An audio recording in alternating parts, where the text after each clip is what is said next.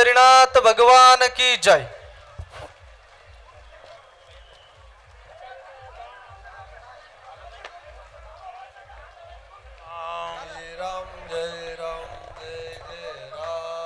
श्री राम जय राम जय जय राम। श्री राम जय राम जय जय राम। श्री राम जय राम जय जय राम। पुरणगावकर अगोदर खाली उतरा. नाही आता पुलतामा शेवट घेऊ आपण यात शेवट. श्री राम जय राम जय जय राम. पुंतांबेकर तुम्ही श्री राम जय राम मग तुम्हाला वर घेऊ जय सगळे एकत्र. राम. कार्यक्रम संपल्यानंतर वर घेऊ. तुम्ही खाली अशी बसून राहा. सगळे एकत्र जमा करा सगळे. श्री राम जय राम जय जय सगळे राम. खाली जाऊ द्या. पुलतांबेकर सगळे आहे असं थांबा कुठं श्री राम जय राम जय जय राम. खाली बसा रे. श्री राम जय राम जय जय राम. श्री राम जय राम जय जय राम. श्री राम जय राम जय जय राम. पुंडली वरदारी विठ्ठल श्री ज्ञानदेव तुकाराम पंढरीनाथ भगवान की जय. सद्गुरु गंगागिरी महाराज की जय. सद्गुरु नारायणगिरी महाराज की जय. एतु सर्वाणि कर्माणि मयि सन्न्यस्य मत्पराः अनन्येनैव योगेन मां ध्यायन्त उपासते.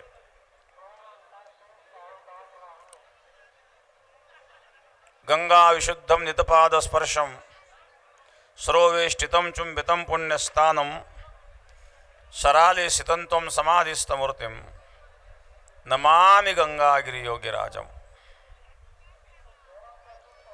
शोचिः शीलः समुदक्षः सप्रतापि जितेन्द्रियं तं नारायणगिरिं वन्दे सच्चिदानंदविग्रहम्. योगराज सद्गुरु गंगागिरी महाराजांच्या कृपेने सद्गुरु श्री नारायणगिरी महाराजांच्या आशीर्वादाने योगराज सद्गुरु गंगागिरी महाराजांनी प्रारंभ केलेला 119वा अखंड हरिनाम सप्ताह, अखंड भजन, उपस्थित सर्व भक्तगण मान्यवर सर्वांना धन्यवाद. या ठिकाणी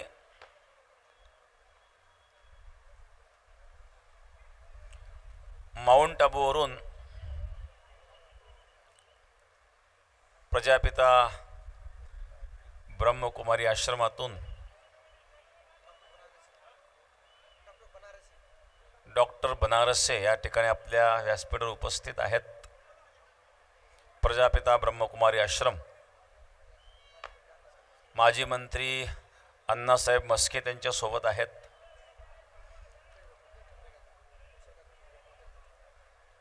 आमचे भाऊसाहेब काका ठोंबरे पुरणगाव, पंकज भाऊ ठोंबरे.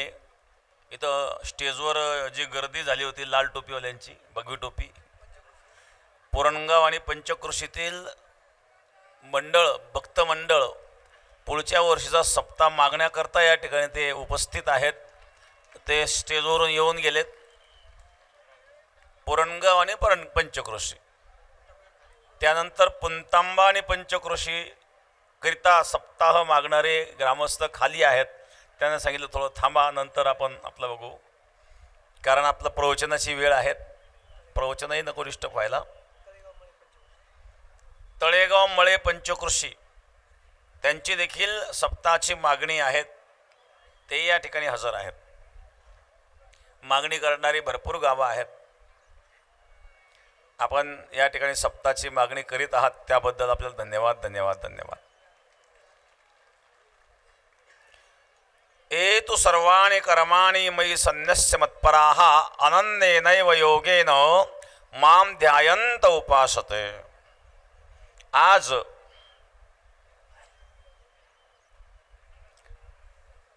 पाचवा दिवस, पाचवी प्रवचन सेवा, तसा 6वा दिवस आहे. प्रवचन सेवा आपली 5वी आहे. तसं कॅलेंडरमध्ये आज आणि उद्या एकादशी दाखवली, स्मार्त एकादशी. परंतु भागवत एकादशी उद्या आहे आणि मग एकादशीचा उपवास हा उद्या केला जाणार आहे. आज जरी एकादशी दाखवली असली तरी ती स्मार्त एकादशी आहे. स्मार्त एकादशीला वारकरी उपवास करीत नसतात. वारकऱ्यांच्या दृष्टीने भागवत एकादशी महत्त्वाची असते आणि ती उद्या असल्यामुळं उद्या उपवास केला जाईल. आज पंक्तीचा महाप्रसाद चालू आहे.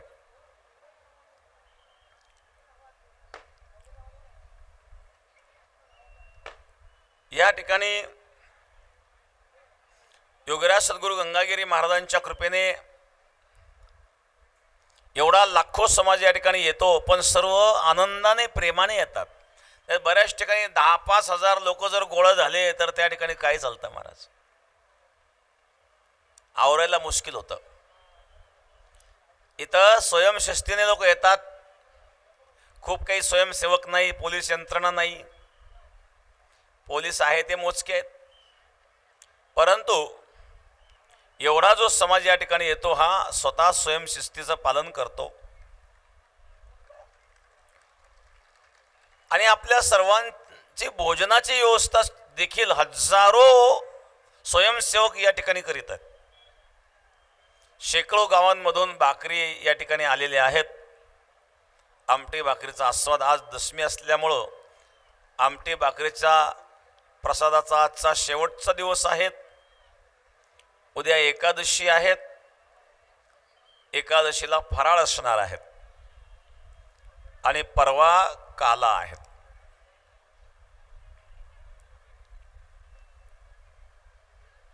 भगवंताची प्रेममयी असणारी भक्ती. एतु सर्वाणि कर्माणि मयि संन्यस्य मत्पराः अनन्ये नैव योगेन माम ध्यायंत उपासते. गीतेच्या 12व्या अध्यायातील 6वा श्लोक आहे. भगवान सांगतात, जे मतपरायण आहे, जे भगवतपरायण आहे, ते माझ्या ठिकाणी सर्व अर्पण करून माझी उपासना करतात. अनन्य भक्ती योग, अनन्य भावाने, अनन्य नैव योगेन माम ध्यायंत उपासते. अनन्य भावाने माझं ध्यान करतात, माझी उपासना करतात. आणि अनन्यता तिथं आहे जिथं विशुद्ध प्रेम आहे. विशुद्ध प्रेम असावं. प्रेमाचा दिखावा करणारे लोक फार असतात.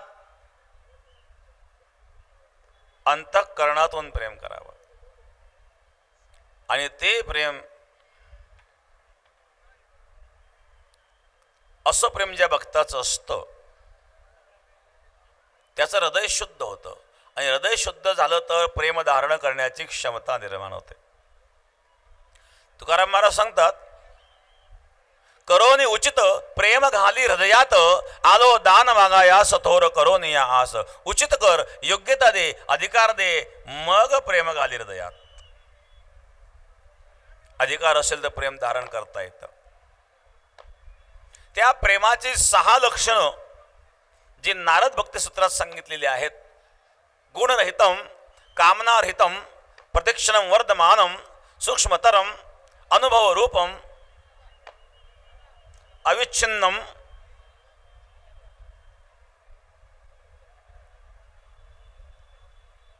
अशा प्रकारची जी 6 लक्षणं आहेत. गुणरहितम, कामनारहितम, प्रतीक्षणम वर्धमानम, अविच्छिन्नम.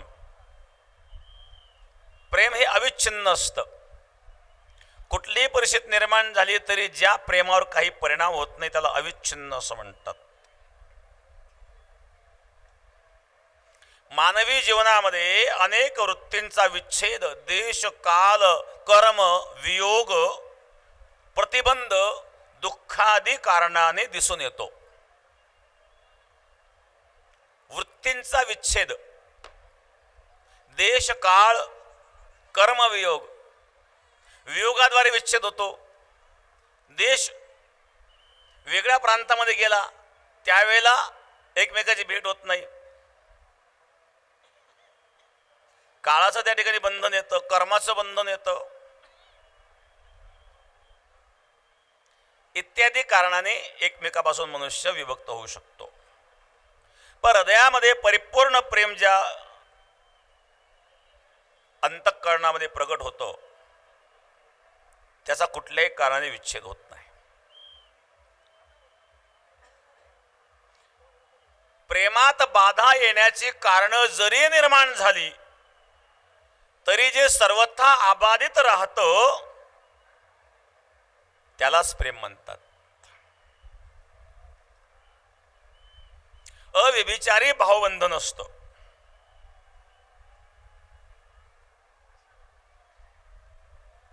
अनेक विच्छेद निर्माण होतात, विक्षेप निर्माण होतात. मी काल उदाहरण सांगितलं भानुदास महाराजांचं. भानुदास महाराजांना सुळावर देण्यात आलं. भानुदास महाराजांनी सांगितलं, जवहे आकाशवर पडो पाहे, ब्रह्मगोळ भंगा जाय, वर वानळ त्रिभुवन खाय, परमे तुझीच वास पाहे गा विठोबा.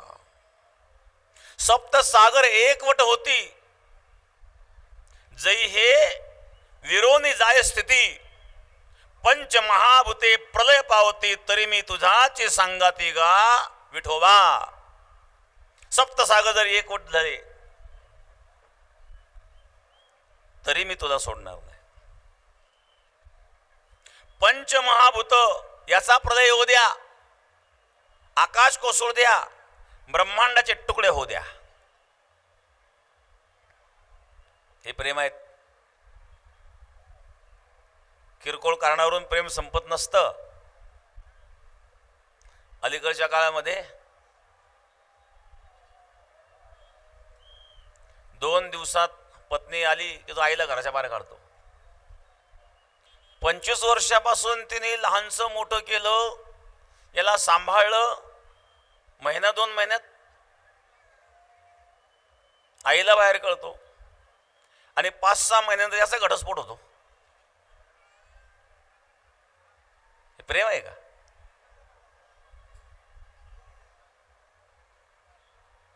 हे प्रेमाचं लक्षण नाही आहे.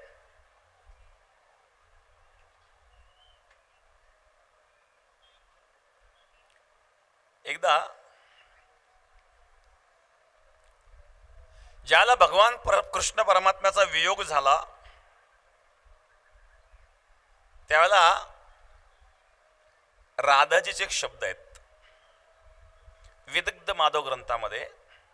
तमालस्य स्कंदे विनहिता भुजा वल्लरीर्यम यथा रुंदारण्ये चिरमणि विचला तिष्ठती तनुः. माझ्या मृत्यूनंतर तमाल वृक्षाला माझं शरीर आवळून बांधा आणि असंच वृंदावनामध्ये त्या वृक्षाला सुकून द्या. कधीतरी वर्षांतरानंतर कृष्ण भेटेल. कधीतरी एका भक्ताने एक भाव व्यक्त केला, दिल दिया तो एतबार की हद थी, प्राण दिया यह तो तेरे प्रेम की हद थी, मर गए और खुली रही आंखें यह तो तेरे इंतजार की हद थी. मर गए और खुली रही आंखें, न जाणे मेल्यानंतर का होईना मौतीला तरी येईल.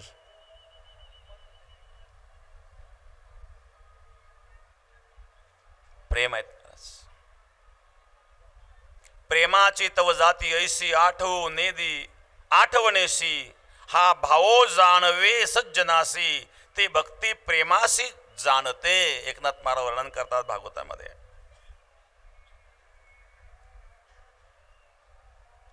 जसा गंगेचा आणि समुद्राचा कधी विच्छेद होऊ शकत नाही, संसारामध्ये मृत्यूद्वारे संसाराचा विच्छेद होतो. माता पिता बंधू गृहजन लोक या सर्वांचा विच्छेद होऊ शकतो. पण खरं प्रेम जे आहे या खऱ्या प्रेमाचा मृत्यूमुळे विक्षेप होत नाही, मृत्यूमुळे विच्छेद कधीही होत नाही महाराज. याचं उदाहरण नारद भक्तिसूत्रामध्ये नारदजी देतात. यथाव्रज गोपिका नाम, त्या गोपींचं प्रेम.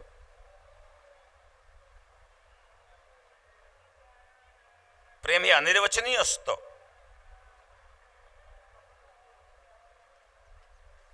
भगवान कृष्णाने जेव्हा गोकुळाचा त्याग केला,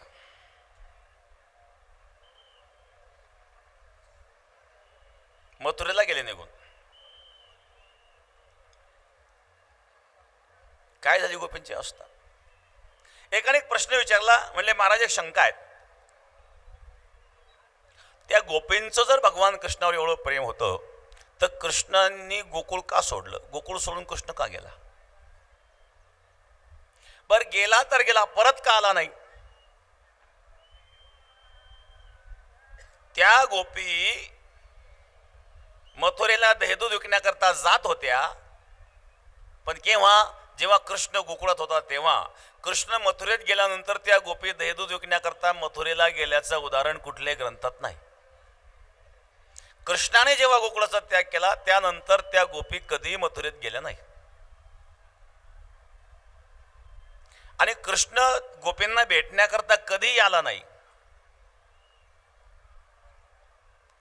मधून मधून यायला काय हरकत होतं बरं? इथं सोडून गेला कसा करता?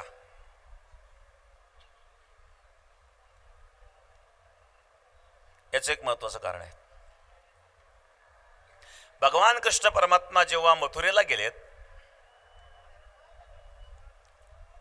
मथुरेला गेल्याच्या नंतर कंसाला ठार मारलं. कंसाला ठार मारल्यानंतर कंसाच्या 2 पत्न्या होत्या, अस्ती आणि प्राप्ती. ह्या जरासंधाच्या कन्या होत्या.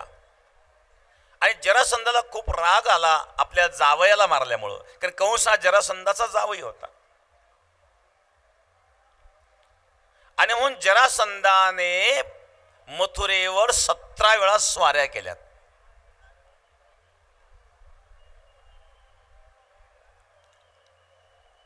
आणि शत्रूचा मुख्य उद्देश असतो की आपल्या शत्रूचं हृदयस्थान जे असतं, अतिशय प्रिय व्यक्ती जी असेल त्या प्रिय व्यक्तीवर आघात करण्याचे प्रयत्न शत्रूचे असतात. आपण पाहतो एखाद्या व्यक्तीचं अपहरण केलं जातं,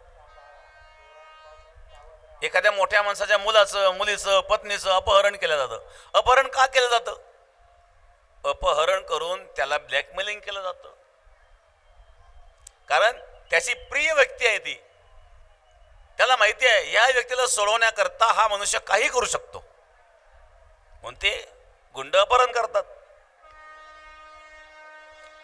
शत्रू आपल्या शत्रूच्या मर्मावर घाव घालीत असतो, तसं भगवान कृष्णाचं मर्म काय आहे ते म्हणजे गोपी आहेत. आजपर्यंत हे प्रेम गुप्त होतं. भगवान कृष्णाने हा विचार केला, जर मी गोकुळात गोपींना भेटायला गेलो तर आजपर्यंत असणार गुप्त प्रेम हे उघड होईल. आणि उघड झाल्यानंतर हे जर जरासंधाला कळालं तर जरासंध मथुरेऐवजी गोकुळावर सुद्धा हल्ला करू शकतो. मथुरेवर हल्ला केलाय तर सैन्य आहे, दुर्ग आहेत, आपण स्वतः आहोत. पण गोकुळावर जर हल्ला केला तर तो मात्र मला सहन होणार नाही. मग हे प्रेम गुप्त ठेवायचं आहे. मग गोकुळात भगवान कधीच गेले नाही महाराज. हे प्रेम आहे. गोपींवर आलेलं संकट हे मी सहन करू शकणार नाही. माझ्यावर आलेलं संकट मी किती सहन करेल? 17 वेळा जरासंधाला परत पाठवलं महाराज. हे प्रेम आहेत. प्रेमामध्ये प्रेमास्पदाच्या सुखाची इच्छा असते, स्वतःच्या सुखाची नाही. स्वतःच्या सुखाची अपेक्षा करणाराचं प्रेम सत्य नसतं. त्यात वासना आहेत, त्यात स्वार्थ आहेत. स्वतः त्याग करून प्रेमास्पदा बद्दल सुखाची अपेक्षा करणं, त्याकरता प्रयत्न करणं, याला खरं प्रेम म्हणतात. आणि म्हणून ज्या वेळेला भगवान कृष्ण परमात्मा गोकुळ सोडून मथुरेला गेले त्यावेळेला गोकुळाची काय अवस्था आली. नामदेव महाराजांनी फार सुंदर वर्णन केलंय गाथ्यामध्ये. युगान बरोबरी जाता ती घटिका गोकुळीच्या लोका तैसे झाले. एक एक घटका गोकुळवासियांना युगासारखे वाटायला लागले महाराज. बघाय प्रेम. उदास दिसती वने दाही दिशा काय रे जगदीशा आम्हा केले. हे जगदीशा असं काय केलंय. सगळ्या दाही दिशा उदास झालेल्या आहेत. रुणावल्या गायी करिता ती खंती वत्से न करीती स्तनपान. गायी सुद्धा रोडावल्या कारण गायी चारा खायचं सोडून दिलं गायींनी. वत्से न करीती स्तनपान. वियोगामध्ये वासरा सुद्धा गायींचं स्तनपान करीत नाही. अन्न पाणी तेही वर्जिती गवळणी आता चक्रपाणी कैचा आम्हा गेला. तो आम्हाला सोडून गेला. आता कशाचा भेटतो तो. बघा भगवंताच्या वियोगामध्ये साधकाचं भक्ताचं हृदय होरपळतं.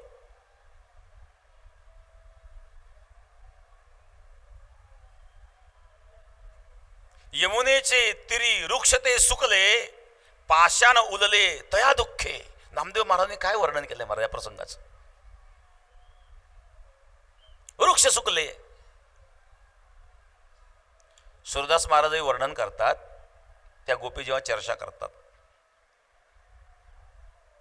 श्रीकृष्ण चंद्र ने मथुरा दे गोकुल को आईबो छोड़ दियो तब से व्रजवासी यही सखी पनघट पे जाईबो छोड़ दियो. एक गोपी म्हणली जेव्हापासून कृष्णाने गोकुळाचा त्याग केला तेव्हापासून मी पाण्याला जायला सोडून दिलं. भरीला उलंडून रीता करी घट. भरलेला घट उलंडून द्यायची पाण्याला जायची. कशा करता. भगवंताच्या दर्शना करता. ते सांगितलं मी तेव्हापासून पाण्याला जायचं सोडून दिलं. लता पता सब सुख गई यमुना ने किनारो छोड़ दियो. वृक्ष वेली सुकायला लागल्यात.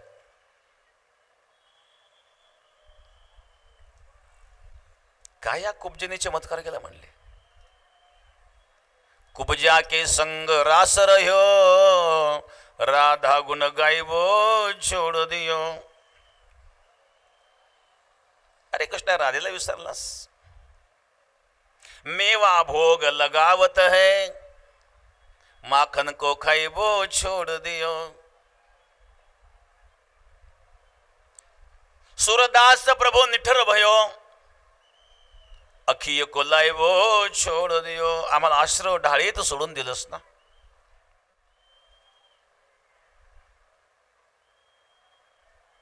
वृक्ष यमुनीच्या तीराला सुकले. पाषाण उलायला लागलेत महाराज. प्रातःकाळी गळी अवघेची बोलती मारोनी श्रीपती गेला नाही. हा कृष्ण जाताना आम्हाला मारून तरी का गेला नाही. आम्ही एकदाच मेलो असतो आता क्षणाक्षणाला मरतोय. हा वियोग. जीवनाविन मत्स्य तैसे तळमळी नामा म्हणे चित्ती धन्य प्रेमा. हे प्रेम धन्य आहेत. मासा ज्याप्रमाणे पाण्या वाचून राहू शकत नाही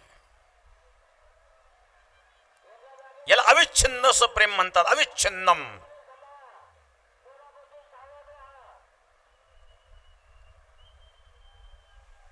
किती शोकाकुल आहेत. किती तळमळ असावी त्या परमात्म्याची आपल्या अंतःकरणामध्ये. असं प्रेम जर अंतःकरणामध्ये असेल तर जगातली कुठलीही परिस्थिती आपल्याला त्या प्रेमापासून विभक्त करू शकत नाही.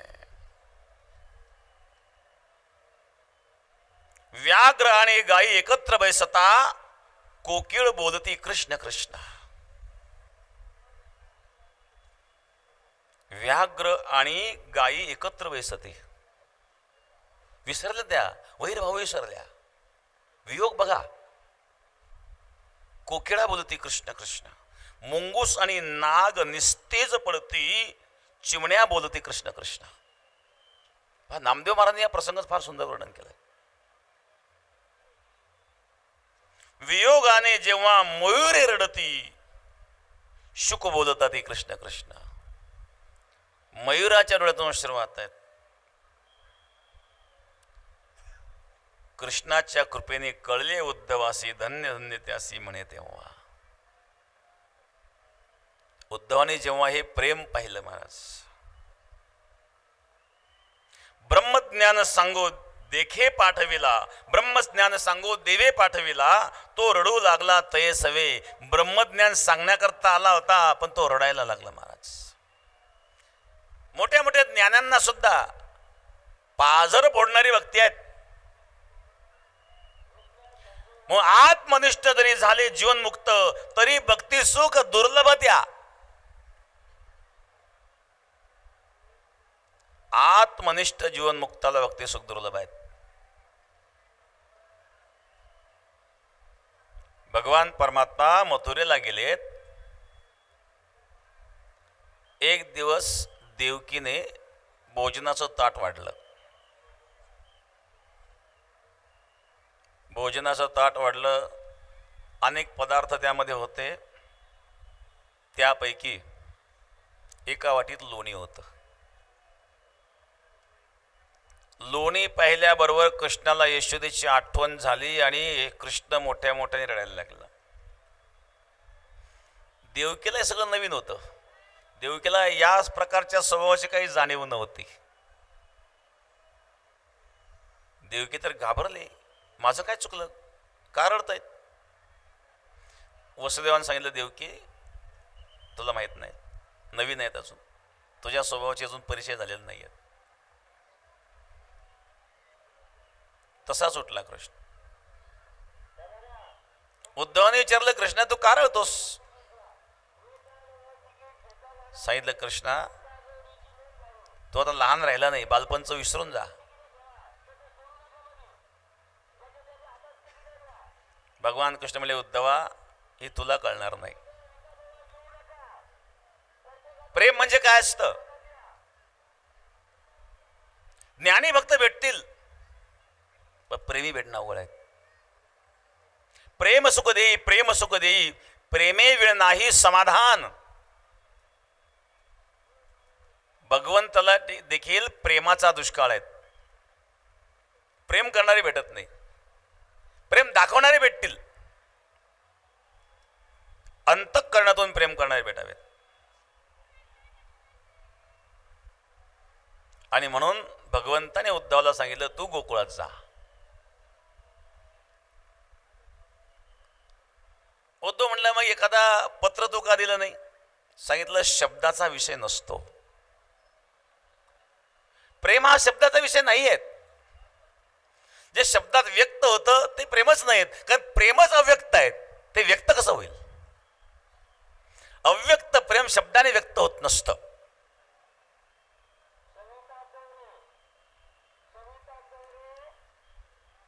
आणि भगवान कृष्णाच्या आदेशानुसार जेव्हा उद्धव गोकुळामध्ये आला, उद्धवाने नंदबाबाचं घर विचारलं. उद्धवाला सांगितलं, नंदबाबाचं घर विचारण्याची गरज नाही, ही पाण्याची धार जिथून वाहत येते त्या धारीदारीने जा. जिथून ही धार सुरू झाली ना, तिथं नंदबाबा राहतात, नंद यशोदा. ही धार कशाची होती? ही अश्रूंची धार होती. सर्व गोपी नंदाच्या गोपीच्या यशोदेच्या अंगणात रडून त्यांच्या अश्रूपासून एक प्रवाह निर्माण झालेला होता.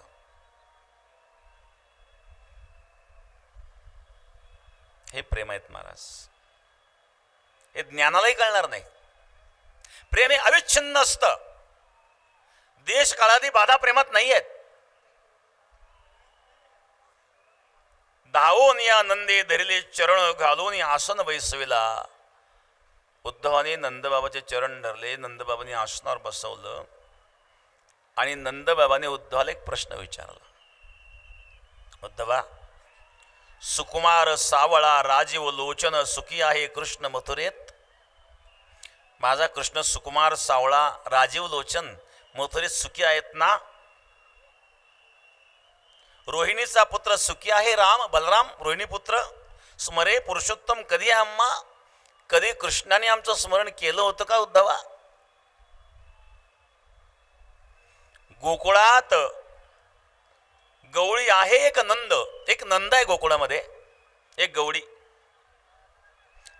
आठवे गोविंद कधीतरी त्याला अशी आठवण झाली का गोकुळात कोणीतरी गवळी होता त्याच्याकडे मी राहत होतो, अशी कधी आठवण झाली का त्याला. काय माझे पुण्य सरले उद्धवा सरले म्हणून टाकेले कृष्ण नाथे. उद्धवा काय माझं पुण्य संपलं, कृष्णाने माझा त्याग केला. परब्रह्म म्हणून मी वनात पाठवलं. परब्रह्म परमात्मा परब्रह्म पूर्ण धाडी मी वनवासी म्हणून ऋषिकेशी कोपलासी. परब्रह्माला मी वनात पाठवलं, पण हे मेघश्याम दृश्य माझ्या डोळ्यापुरून गेलं.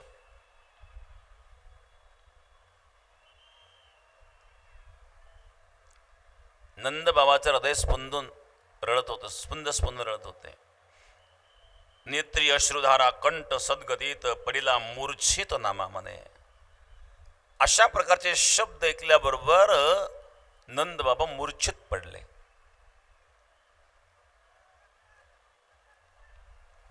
बघा, प्रेमाच्या विरहाच्या 10 अवस्था सांगितलेल्या आहेत. चिंतात्र जागृद्योगो तानम मलिनांगता आदी. चिंता, जागरण, झोप येत नाही त्याला, उद्विग्न मन होत असतं, ही लक्षणं आहेत. मलिनांगता, अंग मळून जातं, कारण आता या शरीराकडे काय पाहायचंय, कोणाकरता काय करायचंय. आता ज्याच्या करता हे सजवायचं ते नाही इथं.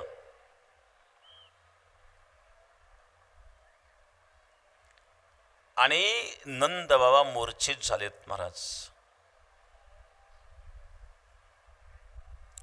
याला अविच्छिन्न असं प्रेम म्हणतात. आपल्या प्रियतमाच्या वियोगामध्ये मूर्छा येणं.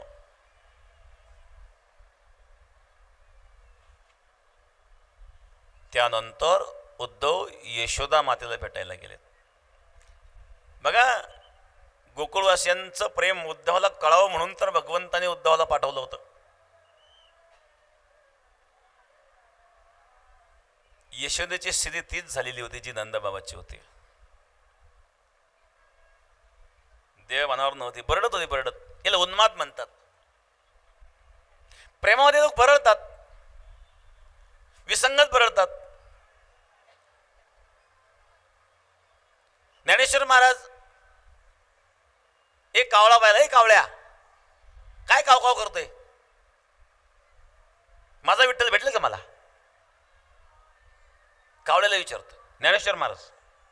पहिलं तो गे काऊ कोकत आहे, शकून गे माय सांगत आहे. मला तो शकून सांगतो का, काय कावकाव करतोय, काय कोकतोय.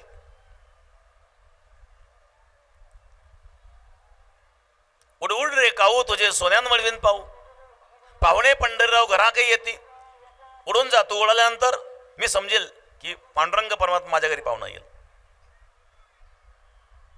आणि तुझे सोन्यानं पाऊल मळवेल. बघा, प्रेमामध्ये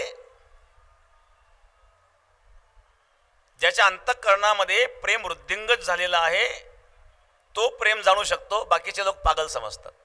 प्रेमात पागल पण आहेत. शहाणा माणूस काय समजेल, काय ज्ञानेश्वर महाराज आहेत, कोणाशी बोलते, कावळ्याशी. कावळ्याला काय माहिती पांडुरंग भेटेल का, हे कोणाला विचारताय, कावळ्याला. कावळा काय सांगेल, उड उड रे काऊ तुझे सोन्यान मळवीन पाहू. बघ, पागल झालेल्या माणसाप्रमाणे अवस्था आहे. भक्तीमध्ये पागलच व्हावं लागतं. शहाण्यांचं काम नाही भक्ती. हे आलेले सगळे वेळेच आहे बसलेले, शहाणे इथपर्यंत आलेच नाही. ज्याला राजकारणाचं वेड लागलं तो राजकारण चांगलं करू शकतो, ज्याला संसाराचं वेड लागलं तो संसार चांगला करू शकतो, ज्याला परमात्म्याचं वेड लागलं तो परमार्थ चांगलं करू शकतो.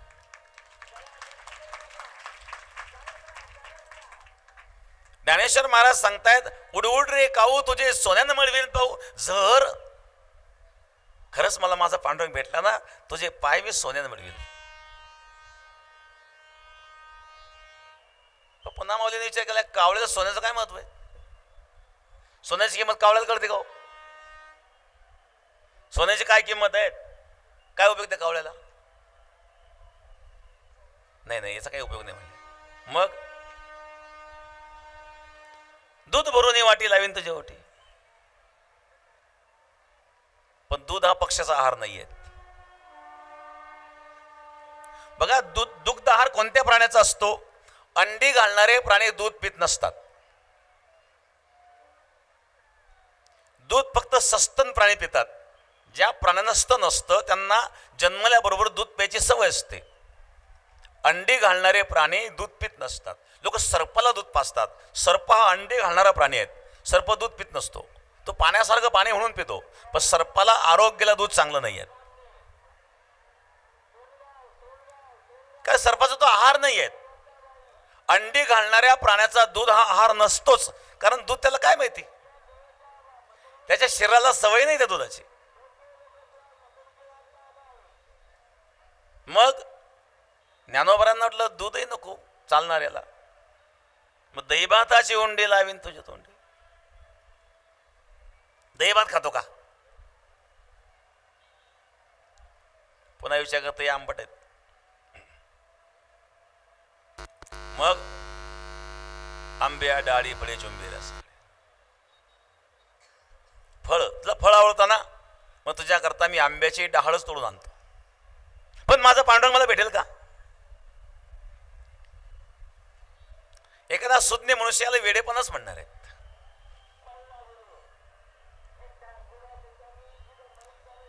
पण वेडेपणाची सुद्धा स्तुती करणारा प्रेमीच असतो. हा वेडेपणा भगवंताला आवडतो बरं का. निर्मल मन जन सो मोही पावा, मोही कपट चल छिद्र न भावा, कपट चल छिद्र न भावा. भक्तीचा दिखावा करणारे फार आहेत. सगळ्यांना भक्ती कळत नाही. अक्रूर अक्रूर अक्रूर कृष्णाला घेण्याकरता आला, त्यावेळी गोपींचं प्रेम पाहिलं, अक्रूरही द्रवीभूत झाला. पण या अक्रूराने पुढं काय केलं माहिती आहे? भगवान कृष्णाच्या सासऱ्याची हत्या केलेली आहे. एका मण्याकरता, सेमंतक मण्याकरता. कुठं गेलं प्रेम? लोक भक्ती करतात, दाखवतात भक्ती. मोठ्या मोठ्या मठामध्ये मठाधिपती एकमेकाशी भांडतात, खून करतात एकमेकाचे. लोकांना भक्ती शिकवतात. कळली का भक्ती त्यांना? कोणतरी स्वार्थ आहेत. हे खरं प्रेम नाही आहेत.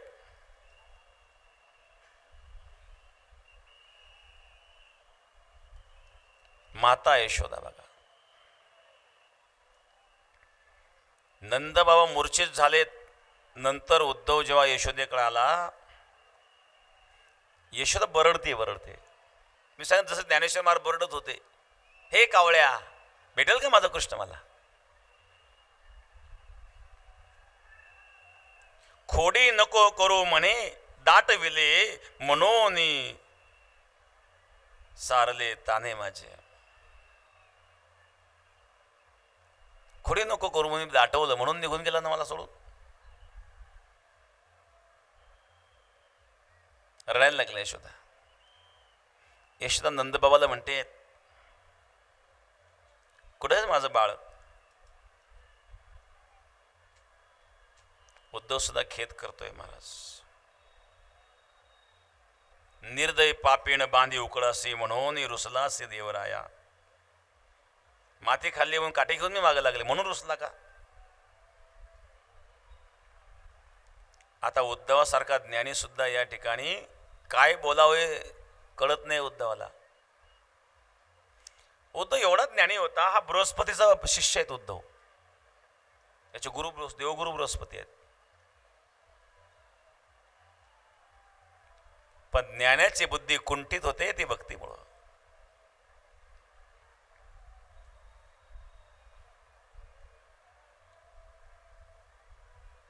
आणि अशा प्रकारे अंतःकरणामध्ये विशुद्ध प्रेम हे पाहिल्यानंतर उद्धव सुद्धा द्रवीभूत होतो. उद्धव जेव्हा प्रातःकाळी उठला आणि बाहेर गेला, त्याच्या कानावर काही गोपींचे शब्द आले. अविच्छिन्न प्रेमाचं लक्षण आपण पाहतो. प्रेम किती अविच्छिन्न असतं. एक भ्रमर उडत उडत येत होतं.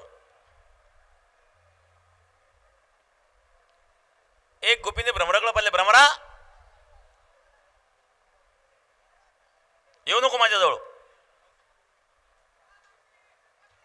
तो त्या काळ्या कृष्णासारखा काळा आहे. तो काळा तू काळा.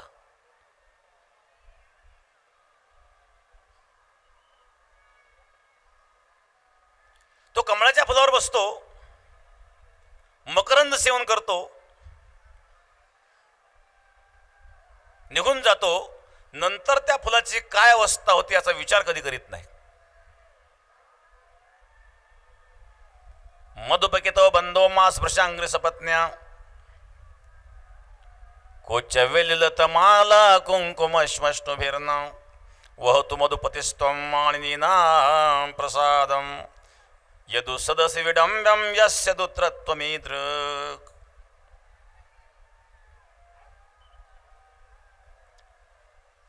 ए भ्रमर, तू मथुरेतून आलाय.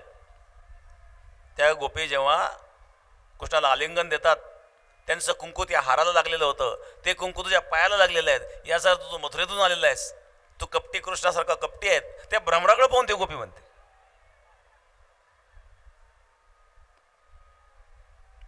म्हणजे एखादा पागल झालेला मनुष्य ज्याप्रमाणे त्याला वेड लागतं, भक्त सुद्धा असाच पागल झालेला असतो.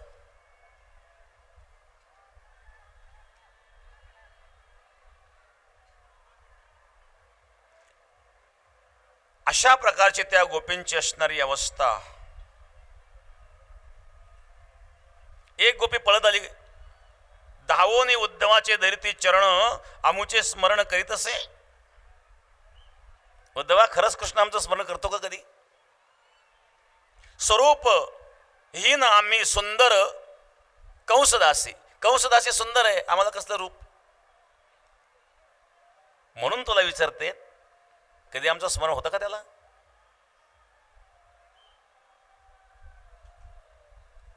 आमासी तेथे जाऊन या म्हण, एकदा चरण दावी सर्वा. एकदा तरी चरण दाखव.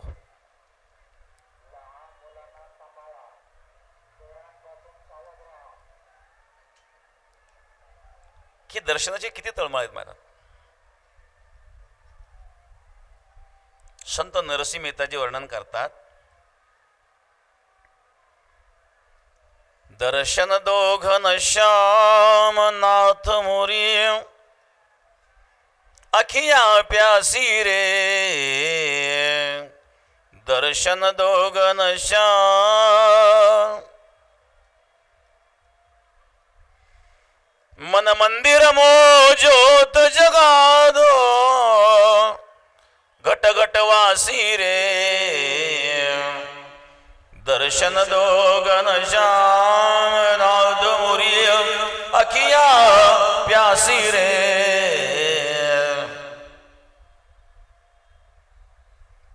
पानी पी कर प्यास बुझाओ,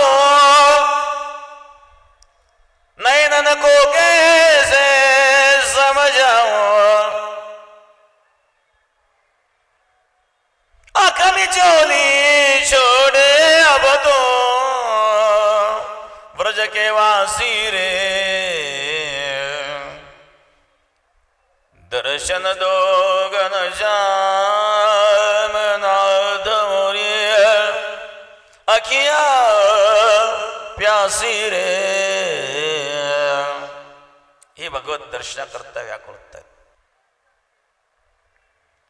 पानी पीकर प्यास बुझाऊ नयनन को कैसे समझाऊ. तहान लागली, पाणी पिल्यानंतर तहान शमेल, पण या डोळ्यांची तहान तुझ्या दर्शनाशिवाय शमणार नाही महाराज. हे ताणलेले झाले डोळे. मीराबाई जेव्हा भगवत दर्शनाकरता व्याकुळ अवस्थेत बसलेली होती, मीराबाईच्या अंगावर एक कावळा आला, चोच मारू लागला. मीराबाई त्या कावळ्याला म्हणे, कावळ्या कागा चुने चुने खाइए सब अंगन का मांस, दो नैनन को मत खाइए पिया मिलन किया.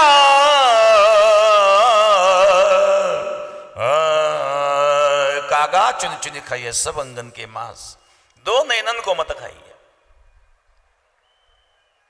कारण या दोन डोळ्यांनी मला माझ्या प्रियतम परमात्म्याचं अजून दर्शन घ्यायचं आहे.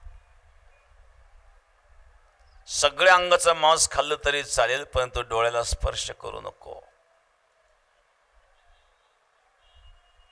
किती व्याकुळत आहेत महाराज. स्वामी रामकृष्ण परमहंस यांना त्यांचे शिष्य एकदा भेटले. इतक्या वर्षापासून मी आश्रमात राहतो, मला अजून भगवत दर्शन नाही, आज काही झालं तरी मला भगवत दर्शन घडवा. रामकृष्ण परमहंस म्हणजे चला स्नानाला, स्नान करता करता तुला दर्शन घडवतो. रामकृष्ण परमहंस आपल्या शिष्यासह गंगेत गेले स्नान करण्याकरता. डुबकी मारली, त्याचं मुंडकं धरलं, दाबलं पाण्यात. तो तळमळ करायला लागला, झटका मारला, बाजूला झाला. म्हणले, महाराज हे काय करताय तुम्ही? मी तुम्हाला म्हणलो दर्शन घडवा आणि तुम्ही मला पाण्यात बुडवतायत. गुदमरून मेलोच तुम्ही. रामकृष्ण परमहंसांनी विचारलं, कसं वाटलं? परत विचारलं, कसं वाटलं? मेलो असतो, तळमळत होतो मी. हा, हेच मला सांगायचं. पाण्यात निघण्याकरिता तुझी जशी तळमळ चालू होती ना, तशी तळमळ भगवत दर्शनाकरता जेव्हा तुझ्या अंतःकरणात निर्माण होईल, त्या दिवशी माझ्याकडे ये, त्या दिवशी मी तुला भगवंताचं दर्शन घडवतो.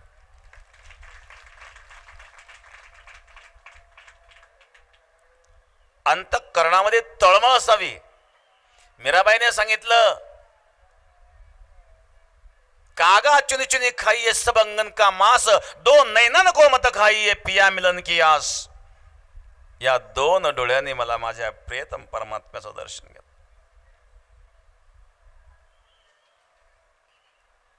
आमासाठी तेथे जाऊन या म्हण एकदा चरण दावी सर्वा.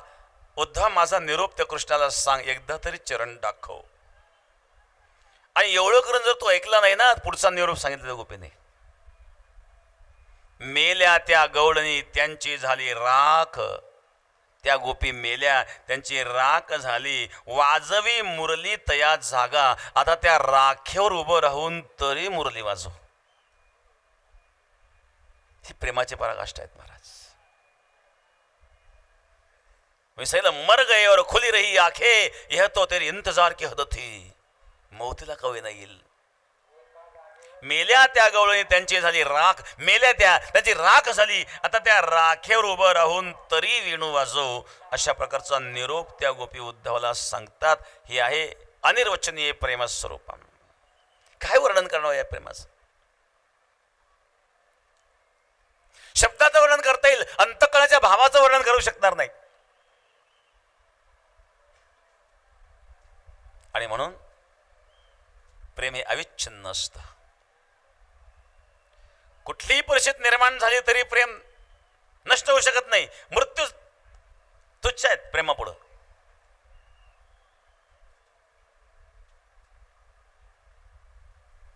देशप्रेम असणारे सैनिक छातीवर गोळे घेतात, त्यांना दुःख वाटत नाही. का वाटत नाही? भारत मातेवर इतकं प्रेम आहे की मृत्यूला ते तुच्छ समजतात.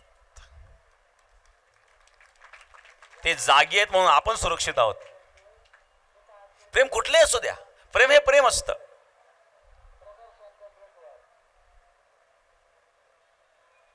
गुणरहितम कामनारहितम प्रतिक्षण वर्धमानम अविच्छिन्नम. प्रेम हे अविच्छिन्न आहेत. याचं 5वं लक्षण आहे सूक्ष्मतरम. प्रेम हे अतिशय सूक्ष्म असतं. शारीरिक व्यापार दृष्टीगोचर होतात, काही अनुमानाने ओळखले जातात, काही शब्दावरून जाणले जातात, परंतु प्रेम शब्दाचा विषय नाही आहे. भजन पूजनादी क्रिया बाह्य क्रियेने सुद्धा प्रेमाचा अनुमान होत नाही. ते अनिर्वचनीय आहे म्हणून सूक्ष्म आहेत. तुकाराम महाराज सांगतात, सासूसाठी रडे सून भाव अंतरीचा भिन्न. सासू करता सून रडते, खरंच प्रेम असतं का? आता रडावं लागतं म्हणून रडते. सासू करता रडे सून भाव अंतरीचा भिन्न. जळो प्रेमा तैसा रंग जय बोलोनी पतंग. पतंगाचं प्रेम आहे, जळतो तो अग्नीपुढं, अग्नीला स्पर्श करतो आणि जळतो महाराज. तसं प्रेमामध्ये साधक जळतो. दीपक जळतो, दीपक स्वतः जळतो, पण त्या जळण्यातून इतरांना प्रकाश मिळतो. तसं साधकाच्या भक्ताच्या जळण्यातून जगाला प्रेरणा मिळते महाराज.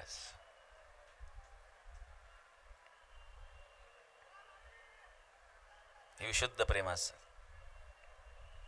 तुकाराम महाराज सांगतात, काही काही लोक प्रेम दाखवतात, रडतात पण बरं का, सोंग आणतात रडण्याचं. कीर्तनाचे वेळी रयस फुंदे डोळे प्रेमेबेन डोळे गळतात.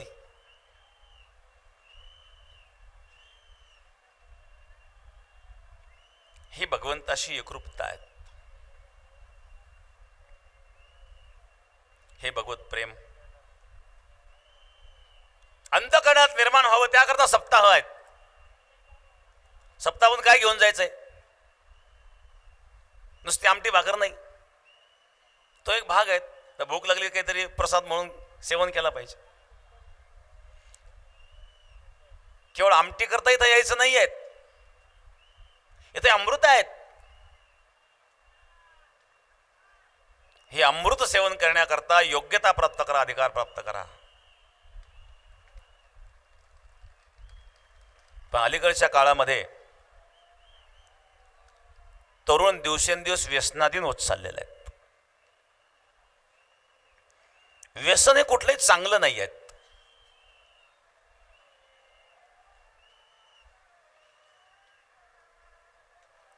व्यसनाने जीवन भ्रष्ट होतं, बर्बाद होतं महाराज.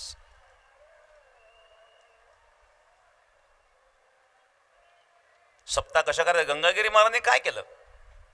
व्यसनाधीन लोकांना व्यसनापासून मुक्त करण्याचं पहिलं काम गंगागिरी महाराजांनी केलेलं आहे. पूर्वीच्या काळामध्ये गोदावरीच्या तीराला जे गावं होते, लोकांना जमिनी भरपूर होत्या, ज्वारी पेरून द्यायचे. पावसाळ्यामध्ये फक्त काय कोळपण्या वगैरे काय पाळ्या घालायच्या. एकदा ज्वारी पेरली की जमिनी अशा भारी होत्या की ते पेरली की सोंगायलाच जायचे, तरी पिकायची ती. मग उन्हाळ्यामध्ये काय काम आहेत? मग तमाशे करायचे. ते ढोलगी तुन डप मारुतीच्या डोक्यावर टाकून ठेवायचे. ठेवायला कुठं? मारुती मंदिर. तुंतुन तमाशामध्ये तुंतुन झांज असतात. ढोलक असं ढोलक. ढोलक काय म्हणतं माहितीये का? ढोलक नरका ढकल, नरका ढकल, नरका ढकल. ते तुंतुन म्हणतं. नेमकं नरका ढकल कोणाला म्हणतोय? ते म्हणते तॉंग तॉंग तॉंग तॉंग. कोण कोण कोण कोण?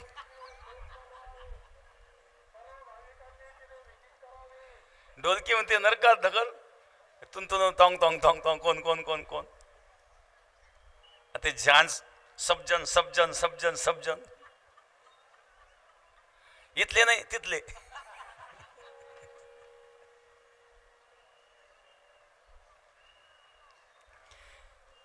व्यसनाच्या अधीन झालेत, तमाशाच्या मागे लागलेत, त्या लोकांना व्यसनापासून मुक्त करण्याचं काम योगीराज सद्गुरू गंगागिरी महाराजांनी केलं.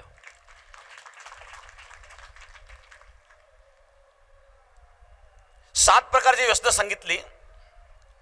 द्युतंच मौसमच मदिराच वेश्या मृगयार्थ चौर्यम परदार सेवा एतानि सप्त व्यसनाने लोके घोराति घोरम नरकम न याती. अति घोर नरकात घालणारी 7 व्यसन आहेत. द्युतंच, द्युत तो धर्म राजा बहुपुण्य राशी का द्युत खेडे दुर्योधनासी. हरो निकांता केली उपाधी विनाशकाले विपरीत बुद्धी. धर्मराज द्युत खेळले, त्याचा परिणाम काय झाला?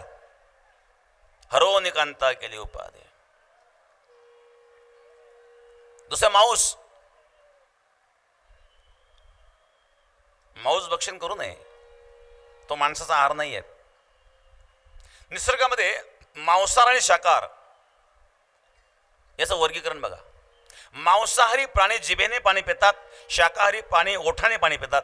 माणूस ओठाने पाणी पितो का जिभेने? हो, ओठानेच पितो ना, का जिभेसारखा चाटतो? मांसाहारी प्राणी जे असतात ना, त्यांचे 2 मोठे दात सुळे असतात. शाकाहारी प्राण्यांचे दात सपाट असतात. आपले दात सपाट आहे का सुळे आहेत? मग माणूस शाकाहारी का माणूस आहे? मांसाहारी आहे. मांसाहारी प्राणी जो असतो तो काय करीत असतो? मांस खाल्ल्यानंतर त्याचा अर्क शोषून त्याचं वमन करतो. आपण पाहतो कधी कधी मांजरीने उंदीर खाल्ला आणि ते वमन केलेलं दिसतं. माणसाच्या शरीरात ती प्रक्रिया नाही आहे. मांसाहारी प्राण्याचं मोठं आतळं 7 ते 8, 8 ते 9 फूट लांबीचं असतं. शाकाहारी प्राण्याचं मोठं आतळं हे जवळजवळ 25 ते 30 फूट लांबीचं असतं. अंतररचना सुद्धा वेगळी आहे. मांसाहारी प्राण्याचा जेव्हा जन्म होतो तेव्हा ते प्राणी जन्मताच त्या प्राण्याचे डोळे बंद असतात. तसं कुत्र्याला पिलं झाली, जन्मताच कुत्र्याच्या पिलाचे डोळे बंद असतात, नंतर काही दिवसानंतर उघडतात. मांजरीच्या पिलाचे डोळे जन्मता बंद असतात, काही दिवसानंतर उघडतात. वाघाच्या पिलाचे डोळे काही दिवस बंद असतात, नंतर उघडतात. पण शाकाहारी प्राणी जे असतात ना, त्याच्या पिलाचे डोळे जन्मताच उघडे असतात. मग माणसा जन्मता उघडे असतात का नंतर उघडतात? बरं, आणखी एक सांगू, मांसाहारी प्राण्याला घाम येत नाही, शाकाहारी प्राण्याला घाम येतो. हे सगळे लक्षणं मनुष्यामध्ये जे आहेत ते शाकाहारी प्राण्याचे आहेत. पण मांस हा सुद्धा व्यसन आहे. द्युतंचे मौसम दुसरे मदिरा दारू. कबीर महाराज सांगतात, दारू गांजा मत पिओ यारो, अक्कल गुंग हो जाती है, अपने पलों का दाम खर्च कर मुंह में मिट्टी आती है. तोंडात माती जाती पैसा खर्च करून. आणि सरकारचं सुद्धा एक अभियान आहे सध्या, महाराष्ट्र सरकार केंद्र सरकारचं, की व्यसनमुक्त भारत व्हावा. हा सरकारने निर्णय घेतलेला आहे. आणि या ठिकाणी माउंट आबूवरून ओम शांती आश्रम, याला आपण प्रजापिता ब्रह्मकुमारी आश्रमातून जी मंडळी या ठिकाणी आलेली आहेत, त्यांनी सुद्धा त्यांच्या आश्रमाच्या वतीने एक संकल्प केलेला आहे. त्यांचा संकल्प असा आहे की कमीत कमी 10 कोटी लोक तरी व्यसनमुक्त झाले पाहिजे, अशा प्रकारचा संकल्प घेऊन ते या ठिकाणी आलेले आहेत. आज ते या ठिकाणी व्यासपीठावर उपस्थित आहेत.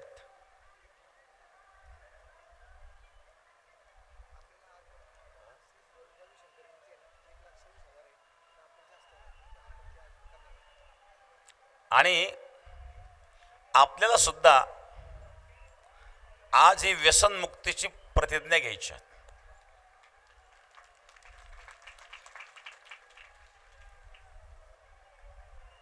जे काही व्यसन आहे ते आपण सोडलं पाहिजे. काही लोक काशीला जातात, काशी करून आला, डांगर होतं, नाही डांगर खात नाही म्हणले आपण, का काशी केली? काशीचा डांगराचा काय संबंध आहे?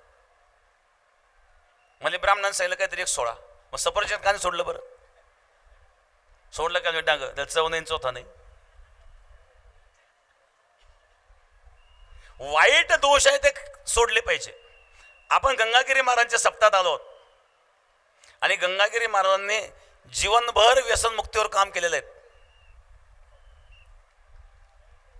केंद्र सरकारही व्यसनमुक्तीवर काम करीत आहेत, राज्य सरकारही व्यसनमुक्तीवर काम करीत आहेत. पण सरकारला माझी एक विनंती असेल, एकीकडं आपण व्यसनमुक्तीवर काम करतायत पण दुसरीकडं पिणाऱ्याला लायसन देऊ नका, नाही होईल गोंधळ. एकीकडे तुम्ही धंदा करणारा लायसन देतायत, पिणाऱ्याला पिण्याचं लायसन देतायत आणि दुसरीकडे व्यसनमुक्ती. दोन्ही गोष्टी होतील का हो? सरकारने व्यसनमुक्तीचा जो निर्णय घेतला अतिशय स्तुत्य आहे, पण व्यसनमुक्ती यथार्थ व्हावी आणि म्हणून आपल्या जीवनामध्ये काही दोष असतील त्याचा आपण त्याग केला पाहिजे. ज्याची आवश्यकता नाही आहेत. व्यसन म्हणजे काय? अनावश्यक गोष्टी अत्यावश्यक वाटणं त्याला व्यसन म्हणतात. जे अनावश्यक आहेत, त्याची गरजच नाही आहेत, त्या इतके अत्यावश्यक झाले की त्याच्यापासून तो राहू शकत नाही. या व्यसनाने अनेकांचे जीवन बर्बाद झालेत. इथं श्रीरामपूर शहर आहेत, राहता शहरामध्ये फार अवघड परिस्थिती आहेत. खेड्यात सुद्धा ते लोन आलेले आहेत.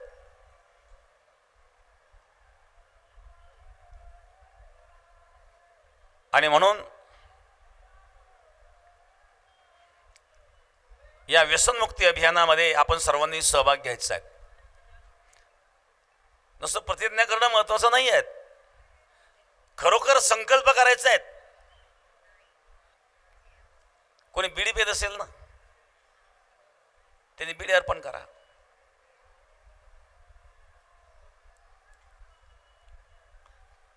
मी तर म्हणतो आपण झोळ्या पेरावं लागतील, ज्याच्याकडे बिड्या सगळ्या जमा करून घ्यायच्या. तंबाखूच्या पुड्या, गुटख्याच्या पुड्या. काही लोक काय करतात, रागा ते पुडी फेकून देतात. पुन्हा कोणी पाहिलं का, आहे का एक विडा? चांगले चांगले सुटत नाही. जे लोकांना उपदेश करतात त्यांनाही सुटत नाही. बोलणं सोपं असतं महाराज. आणि म्हणून अशा प्रकारे बिडी पिणाऱ्याने बिडी सोडून द्या. काही बिघडणार तुमचं, काही मरणार नाही तुम्ही नाही पिलं तर. सिगरेट पिणाऱ्याने सिगरेट सोडून द्या, तंबाखू खाणाऱ्याने तंबाखू सोडून द्या आणि मिश्री लावणाऱ्या माता बहिणींनी मिश्री सोडून द्या. काय ती मिश्री? ती तंबाखूचीच असते. तास तास ते मिश्री लावत बसतात. काहींची मिश्री लावून लावून दात काळे, हिरड्यान दात काळे झाले, तोंडाचा वास येतो सगळा. कॅन्सर होत चालले यामुळं, व्यसनामुळं. आणि म्हणून आपल्याला या ठिकाणी व्यसनमुक्तीची प्रतिज्ञा करायची आहेत.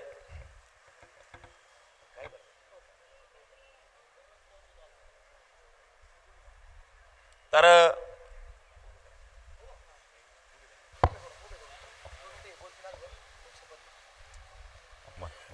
नमस्कार. आज या ठिकाणी थांबा 5 मिनिट थांबा, भिजल्यानं काही बिघडणार नाही, घरी जाऊन कपडे बदलता येतील. आज या ठिकाणी एका थांबा, कोणी उठू नका. खूप मोठ्या विश्वविक्रमाचे आपण साक्षीदार बनणार आहोत. याआधी एकाच वेळी व्यसनमुक्तीसाठी शपथ घेण्याचा कार्यक्रम पुणे येथे आर्ट ऑफ लिव्हिंगने 4 फेब्रुवारी 2023ला केला होता. त्या ठिकाणी 1,26,613 लोकांनी एकत्रित येऊन आम्ही व्यसनमुक्त राहणार अशी शपथ पुणे येथील सूर्यकांत काकडे फार्म येथे घेतली होती. आणि आज मला सांगायला अभिमान वाटतो की या ठिकाणी त्याचा विक्रम लवकरच मोडणार आहे आणि आपले महंत गुरुवर्य रामगिरी महाराज सर्वांना शपथ देतील. सर्वांनी उभं राहायचं, सर्वांनी जागेवर उभं राहायचं आहे आणि माझ्या मागं म्हणायचंय, मी जे म्हणेल ते. उभं राहा सगळे.